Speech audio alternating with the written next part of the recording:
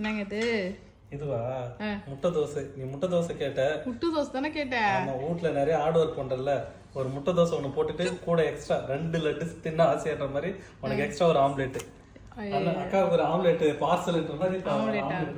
Thank you. மக்களே, நாங்க 2 பேரும் உட்காந்து சாப்பிட்டு வந்தோம். அங்க பாருங்க, அதை காமி.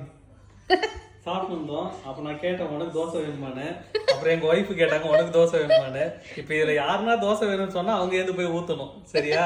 அதனால அவங்க என்ன சொல்லிட்டாங்க, எனக்கு வேணாங்கன்ட்டாங்க. இப்ப எனக்கு தோசை வேணும்ல, அதனால நானே போய் ஊத்தி அவங்களுக்கு ஒரு தோசை ஊத்தி. அப்படி இல்ல, எனக்கு தோசை வேணாங்கன்னு சொல்லிட்டாங்க. நான் என்ன பண்ணேன், அவங்க வேணான்னு சொன்னாங்கன்னா வேணும்னு அர்த்தம். ஏன்னா எனக்கே பத்தல, எங்க ஒய்ஃபுக்கு சுத்தமா பத்தாது.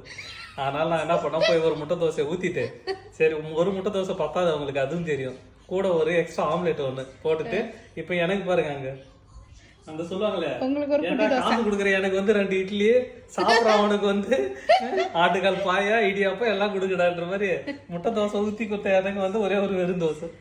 அப்படி கிடையாது, எனக்கு நைட்டு முட்டை சாப்பிட்டா செட் ஆகாது. என்னைக்குமே உண்மையா சொல்லிடணும். அதனால நான் சட்னி இட்லி ஃபர்ஸ்ட் செஞ்சாங்க, சொல்லவே இல்லை நீங்க.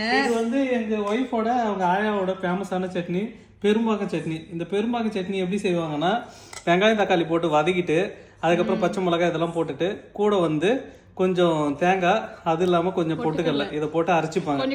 கொஞ்சம் காஞ்ச மிளகாய் போட்டு அரைச்சிட்டு அதுக்கப்புறம் போட்டு தாளிச்சிட்டேன்னா அருமையான பெரும்பாக்கம் சட்னி ரெடி. கொஞ்சம் புளி போடுவாங்க, நான் போடல. ஆமா, புளி போடல, குண்டா நிறைய வச்சாங்க, சட்னி காலி ஆயிடுச்சு. ஆமா, இதே மாதிரி நீங்க வீட்டுல செஞ்சு பார்த்துட்டு சொல்லுங்க, பெரும்பாக்கம் சட்னியா இல்ல இது பெருமாள் சட்னியான்னு. பெரும்பாக்கம் சட்னி தான் இது. கீழ் பெரும்பாக்கம் சட்னி, மேல் பெரும்பாக்கம் எங்க ஆயா ஊரு. ஆமா, அவங்க ஆயா ஊர் பெரும்பாக்கம், அதனால இவங்க பெரும்பாக்கம் சட்னின்னு வச்சாங்க இது பேரு.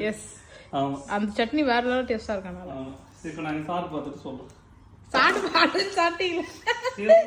தோசை பாருங்க, எனக்கு ஒரே ஒரு தோசை மட்டும் தான். என்னைக்குமே உழைக்கிறவங்களுக்கு இதுதான் ஊதியம்.